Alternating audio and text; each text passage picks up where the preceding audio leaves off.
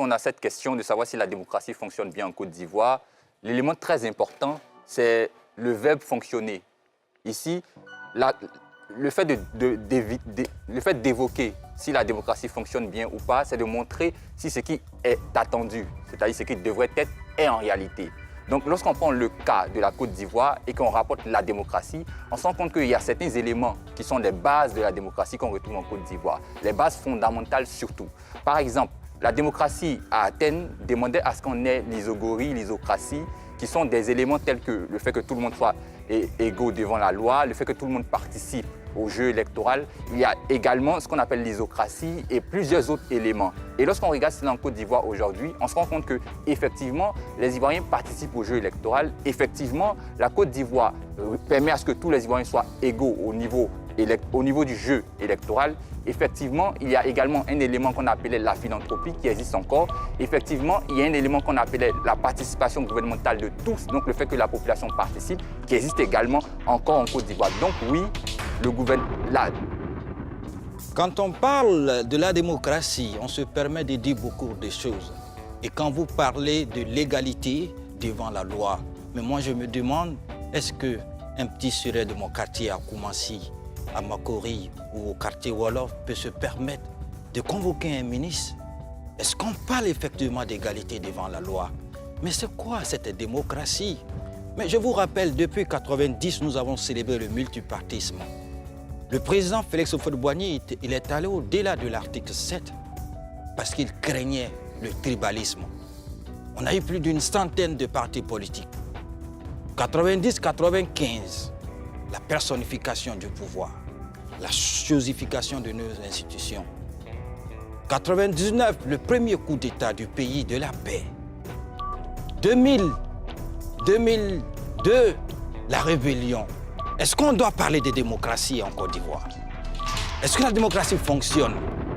Alors, ce qui fait la beauté de la démocratie, effectivement, merci de rappeler, c'est que la démocratie connaît beaucoup de problèmes, beaucoup de maux. Et c'est grâce à ces maux que la démocratie s'améliore. La démocratie s'adapte au contexte, au milieu dans lequel celle-ci existe. Lorsque vous parlez de tous ces problèmes, on se rend compte qu'effectivement aujourd'hui, parce qu'on a eu par exemple des problèmes de 1995, il y a de nouvelles lois qui permettent à ce que la démocratie fonctionne mieux. Parce qu'on a eu des problèmes de 2002, il y a de nouvelles lois qui permettent à ce que la démocratie fonctionne mieux. Parce qu'on a eu des problèmes en 90, en 1960-45, il y a de nouvelles dispositions qui permettent à ce que la démocratie fonctionne mieux. Donc effectivement, ces mots qu'on a connus ne doivent pas être des éléments qui vont dire que la démocratie n'existe pas ou ne fonctionne pas du tout en Côte d'Ivoire. Non, on doit regarder ces mots et les comparer à l'actuel, la configuration actuelle dans laquelle le pays se trouve et regarder si effectivement on est passé d'un stade qui était problématique à un stade qui est amélioratif, si on peut le dire ainsi. Donc lorsqu'on regarde cela, effectivement, aujourd'hui, on pourrait dire que la démocratie fonctionne parfaitement en Côte d'Ivoire du point de vue de tous ces mots qui ont été améliorés.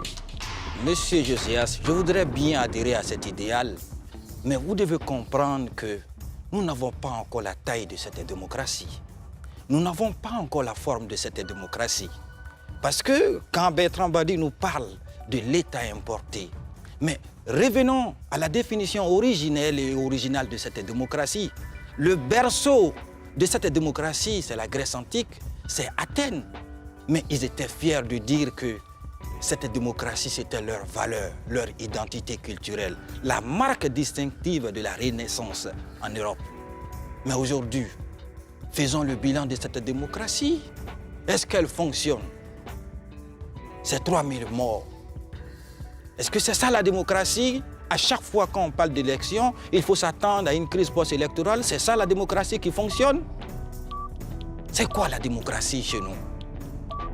J'aimerais que vous puissiez nous aider à mieux comprendre cette démocratie, parce que je n'en crois pas. Alors, il faut savoir que la démocratie, elle dépend du contexte dans lequel on se trouve, donc du pays.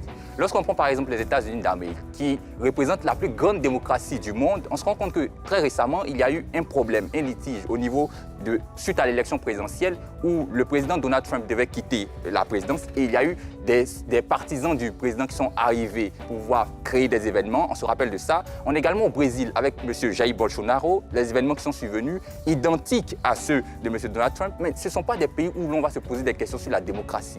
En réalité, les éléments que vous soulevez proposent, ou du moins montrent une autre question qu'on devrait se poser. C'est de savoir si les politiques ne manipulent pas ou n'influencent pas négativement la démocratie dans nos pays. pays. Et si on se pose cette question, alors là, on va dans un autre débat. On ne va pas rentrer dans un autre débat, on va rester dans notre débat. Il faut savoir qu'à la réalité, la démocratie en Côte d'Ivoire fonctionne selon certains principes. Et ces principes-là, lorsqu'on regarde de base quels ont été ces principes-là dans Athènes et qu'on les rapporte aujourd'hui, on se rend compte qu'effectivement, ceci existe. Comparaison n'est pas raison. On ne peut pas se lancer dans cette analogie avec les États-Unis, qui est un pays démocratique, où il y a concordance entre les lois et les pratiques politiques à cause de leur constitution rigide. Mais chez nous, en Côte d'Ivoire, on parle d'une marche. Et cette marche, elle est longue. On ne peut pas se permettre de dire directement que nous sommes déjà en démocratie, où la démocratie fonctionne. Parce que la démocratie a ses principes que nous devons tous respecter. Et quand on parle de Montesquieu, qui nous permet de comprendre l'articulation des pouvoirs, à savoir le pouvoir exécutif, le pouvoir législatif et le pouvoir judiciaire. Mais est-ce qu'aujourd'hui, au niveau du pouvoir législatif, est-ce qu'on peut dire qu'on a vraiment des députés qui représentent le peuple au détriment peut-être des partis? Il faut savoir que les députés en Côte d'Ivoire, si on doit répondre à cette question, sont des députés généralement non pas d'une circonscription, mais de la nation. Donc généralement se prononcent sur des sujets qui vont arranger la Côte d'Ivoire de façon générale. Mais lorsque vous soulevez le fait qu'il y ait ou qu'on devrait avoir séparation des pouvoirs, qui représente également un pilier ou élément très important dans une démocratie, il faut rappeler que cela existe parfaitement en Côte d'Ivoire. Aujourd'hui, on a tous les pouvoirs qui sont séparés. On pourrait reprocher qu'il y ait implication politique au niveau de ces pouvoirs, mais à la réalité, il existe ces pouvoirs-là et on remarque le fonctionnement. L'un des acteurs ou éléments que vous ne signifiez pas, qui en réalité permet à ce que la démocratie puisse exister, c'est le peuple, une entité, non pas une institution qui permet à ce que cette démocratie-là puisse vivre. Et lorsqu'on regarde le peuple en Côte d'Ivoire, on remarque que les Ivoiriens, de façon générale, participent à cette démocratie-là. Effectivement, les peuples, les citoyens ivoiriens, aussi bien qu'ils sont partisans de partis politiques ou pas, vont toujours soutenir certaines candidatures, aller aux élections, s'exprimer et animer cette démocratie dans laquelle on vit. On ne demande pas à participer à cette démocratie, on demande tout simplement est-ce que ça fonctionne. Quand vous parlez du pouvoir législatif, mais comment vous exprimez cette confusion? Un député, maire, député, ministre, comment l'exécutif se retrouve dans le législatif? Alors qu'au sein de l'hémicycle, on doit contrôler l'action publique. Mais on peut être au cœur de l'action publique et contrôler, c'est comme on le dit chez nous, être arbitre et joueur à la fois. Comment vous exprimez cette cacophonie sémantique? Ça ne peut pas.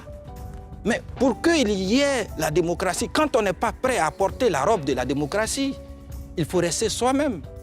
Mais qu'est-ce qui nous empêche de construire quelque chose qui va avec nos valeurs, notre identité, notre code, notre political culture?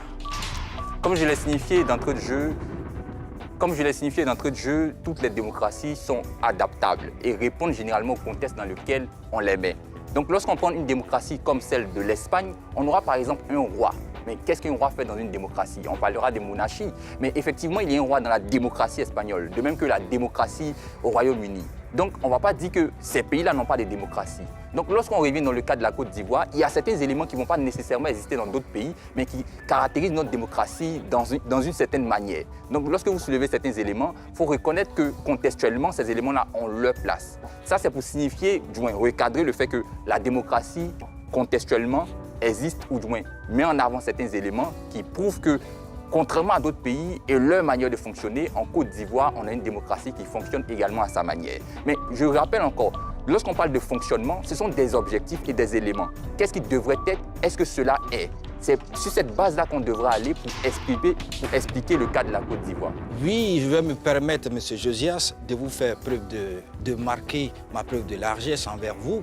Il y a Karl Levenstein, un grand politiste, qui nous permet de comprendre dans son ouvrage Political System and Governance, de faire sortir 3 indicateurs à travers la justice quand on parle de notre loi fondamentale, la Constitution. Il a parlé d'une constitution normative où il y a adéquation entre les textes et la pratique politique. Il a parlé d'une constitution nominale où on a une constitution qui existe, mais on n'a pas encore la taille et la forme pour appliquer cette constitution. On a placardé cette constitution. Il a parlé d'une constitution sémantique où on a taillé une constitution en fonction de nos desiderata politiques. Qu'est-ce qui s'est passé avec la conjonction de coordination, le et le ou en Côte d'Ivoire? On parle de démocratie. La Côte d'Ivoire se présente comme l'une des démocraties les plus stables de la sous-région. Élections régulières, institutions en place, liberté d'expression affichée sur le papier, la démocratie semble fonctionner. Mais sur le terrain, une question persiste. Ces principes se traduisent-ils réellement dans la vie quotidienne des citoyens? Participation politique, justice équitable, alternance, dialogue social, la démocratie ivoirienne répond-elle vraiment aux attentes du peuple ou reste-t-elle une promesse inachevée? Dans cette vidéo, nous allons analyser les faits, confronter les opinions et poser la question sans tabou. Dis-moi ce que tu en penses en commentaire et abonne-toi pour ne rien manquer de l'actualité et des débats qui font avancer la Côte d'Ivoire.